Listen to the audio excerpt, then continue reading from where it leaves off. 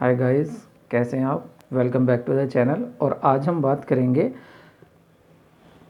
Fundamental of issue of share. अब तक हमने क्या देखा, हमने देखा कि यदि कोई सोल प्रोप्राइटरशिप है, अगर कोई सोल प्रोप्राइटरशिप बिजनेस कर रहा है तो वो क्या होता है। हमने देखा पार्टनरशिप में क्या क्या होता है, पार्टनरशिप बिजनेस क्या होता है। और यदि कोई बिजनेस अपना बड़े स्तर पर करना चाहता है तो इसे बड़े ही कैपिटल की ज़रूरत होगी और बड़े ही पैसे की ज़रूरत होगी। तो वो क्या स्टार्ट करेगा, वो स्टार्ट करेगा अपनी पब्लिक कंपनी। अब पब्लिक कंपनी में उसे जो अमाउंट इन्वेस्ट करना है उसको वो बोलेगा कैपिटल। एक छोटा सा मान लेते हैं कि कैपिटल जो है, कोई अपनी कैपिटल लगाएगा, उसको कैपिटल के लिए चाहिए 5 लाख रुपए।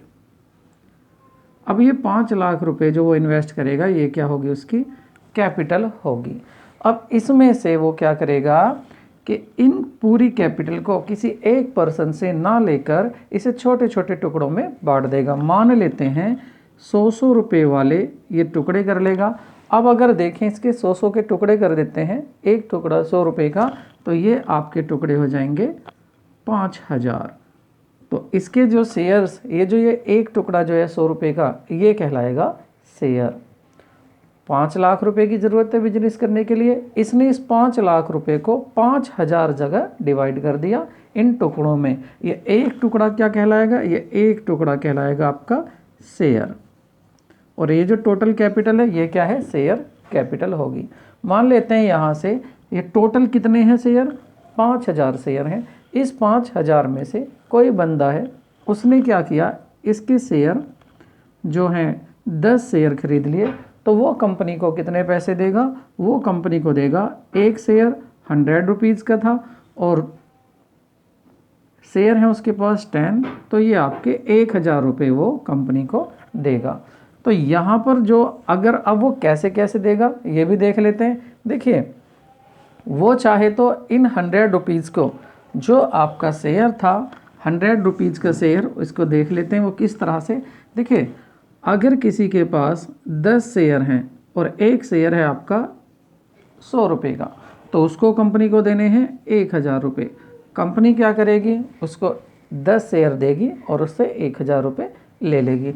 कंपनी इसको कैसे कैसे ले सकती है, या तो कंपनी एक साथ इनको ले सकती है, मीन्स जो पर्सन होगा वो शेयर एप्लीकेशन भेजेगा और एप्लीकेशन के साथ ही टोटल 100 रुपये का अमाउंट एप्लीकेशन में ही रख देगा। कंपनी के पास ये 1000 रुपये आ जाएंगे।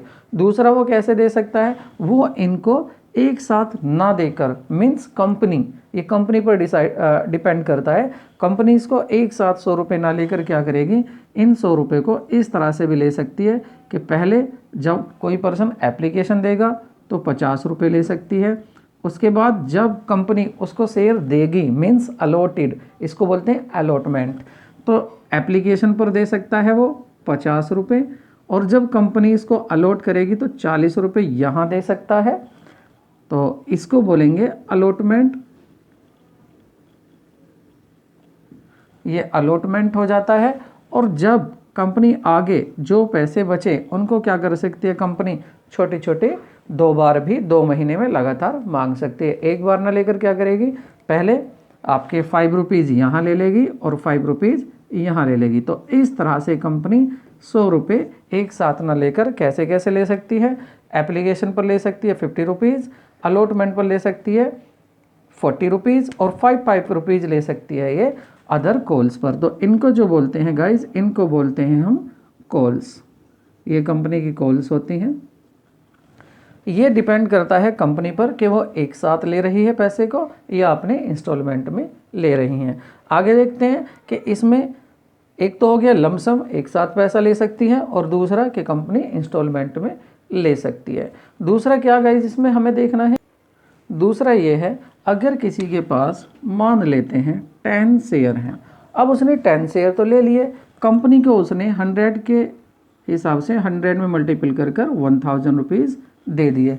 लेकिन उसको मिलेगा क्या, जिसके पास ये 10 शेयर हैं, उस 10 शेयर होल्डर को, वो शेयर होल्डर कहलाएगा, उसको क्या मिलेगा, तो कंपनी जो भी प्रॉफिट करेगी उस प्रॉफिट को ऐसे ही डिविडेंड के रूप में इन सबको बांट देगी, जिसके पास जितने शेयर होंगे उसी हिसाब से कंपनी प्रॉफिट में से हिस्सा देगी। तो इन्हें क्या मिलता है जो शेयर होल्डर होते हैं, तो शेयर होल्डर को मिलता है आपका डिविडेंड। और डिविडेंड क्या होता है, डिविडेंड होता है आपका शेयर इन प्रॉफिट, प्रॉफिट में हिस्सा। तो ये प्रॉफिट में उनको हिस्सा मिल जाएगा।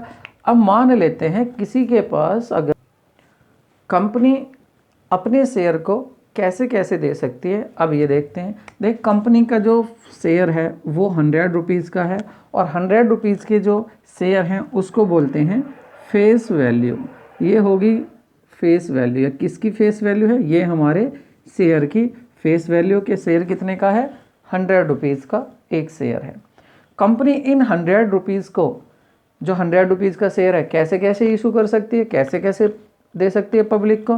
देख, कंपनी यदि 100 में ही दे रही है तो इसको बोलते हैं issue of share, issue of share at पार।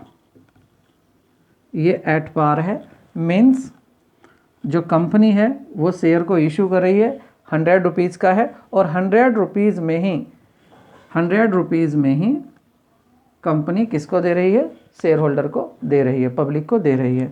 और कंपनी इससे ज़्यादा में भी दे सकती है, बिल्कुल दे सकती है। कंपनी इसको 100 का तो ये है, लेकिन इसको 10 और एक्स्ट्रा करके कितने में दे सकती है, 110 में भी मार्केट में बेच सकती है अपने शेयर को। तो ये जो 10 रुपीज़ है ये क्या कहलाता है, ये गाइज आपका कहलाएगा प्रीमियम।